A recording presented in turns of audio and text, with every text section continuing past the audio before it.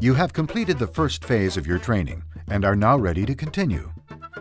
Before you expand your open water training, we need to once again review some of the risks as they apply to scuba diving in the open water.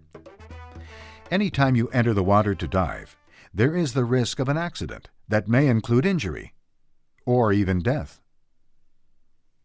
This risk requires that you be very conscious of your responsibility to follow instructions and remain in close contact with your instructor during supervised activities. However, your safety is ultimately your responsibility, and your goal is to perform without depending on your instructor. Since the nature of some open water skills requires the instructor to give direct attention to one student at a time, there will be moments when you're out of the instructor's vision.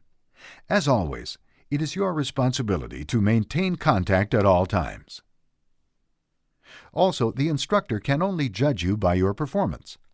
It is your responsibility to say how you feel. Let the instructor know if you're cold, sick, overheated, or tired.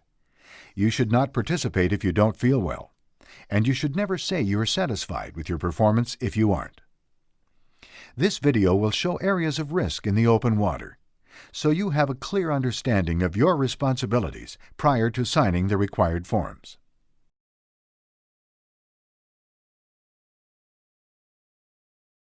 You are responsible for your own physical and mental fitness. Your current readiness to dive includes not being sick or in poor health. The use of any substance that may impair your performance as a diver is contrary to safe diving. It is natural to feel somewhat excited, even stressed, prior to open water diving. But remember, you have been trained to deal with the risks. Follow the rules and dive within your limits, and you will have a wonderful adventure.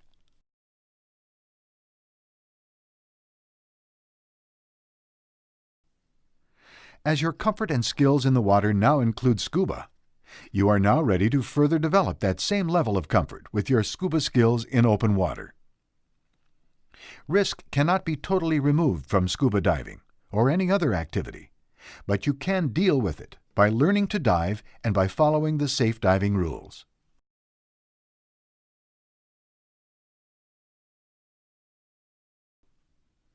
Scuba diving is a blend of the person, the skills, and the equipment. You need a proper, complete total diving system that fits and is adjusted for you. Purchasing a total diving system that is best for you will improve your safety and enjoyment of diving. One last but important part of diving is learning to take proper care of your total diving system after every dive to prevent the risk of injury from equipment problems or failure.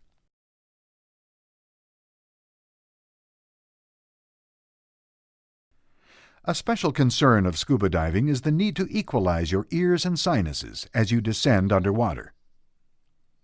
By controlling your buoyancy with your BC, you can provide yourself time to equalize and not go beyond your planned depth.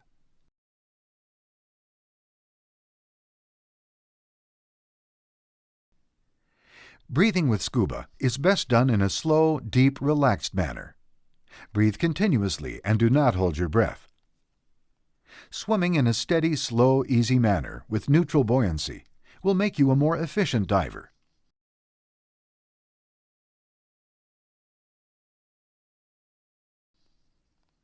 Another major concern of scuba diving is the possibility of having an overexpansion injury while ascending. By relaxing and breathing as you control your buoyancy, you can perform a slow and easy ascent. You need to look up, reach up, and proceed with care as you approach the surface. Otherwise, you might hit something, such as a boat, on the way up. Once on the surface, make your presence known to boaters. Be aware that you can see boats better than they can see you. Your understanding, your equipment, and your skills all help reduce the risks of diving. But remember that injuries can still occur.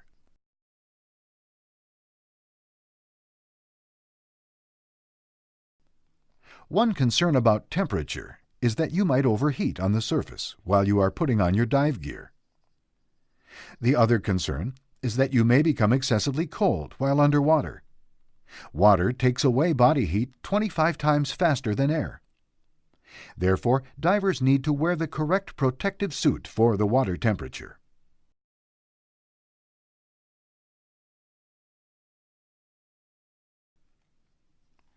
Decompression sickness is a problem that can occur even if you follow all the rules. This is something you need to know and understand. Time underwater is based on decompression needs, air consumption, and comfort. You need to plan your dive and monitor your air supply to avoid running out of air. An out-of-air situation could lead to panic and drowning.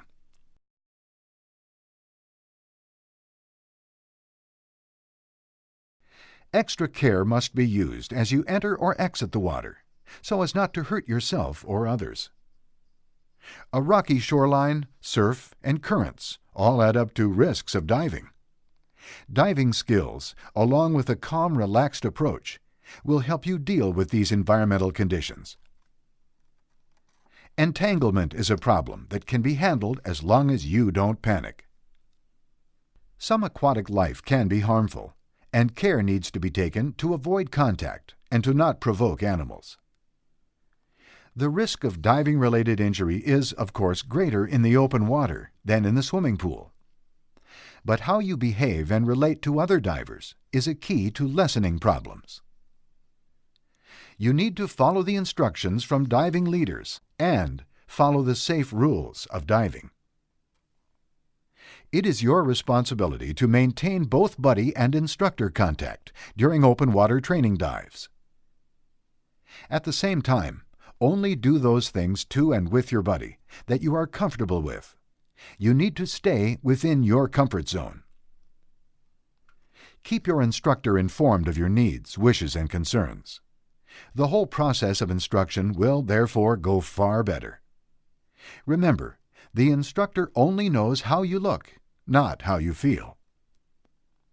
Stress is a normal and expected part of scuba diving.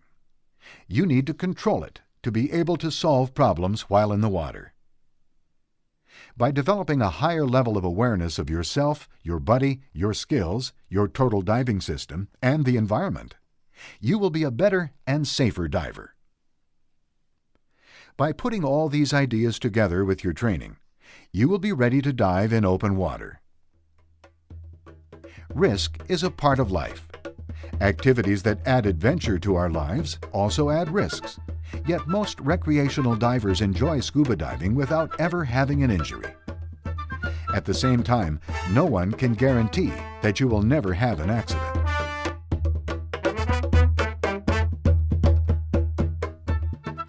Scuba diving is an extremely interesting and enjoyable recreational activity.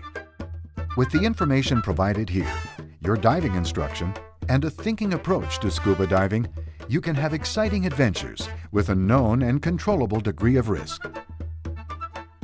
Now that you have been informed of the risks of scuba diving, you can go through the details of completing the necessary forms in which you acknowledge this information, so that you can proceed with your diving activities.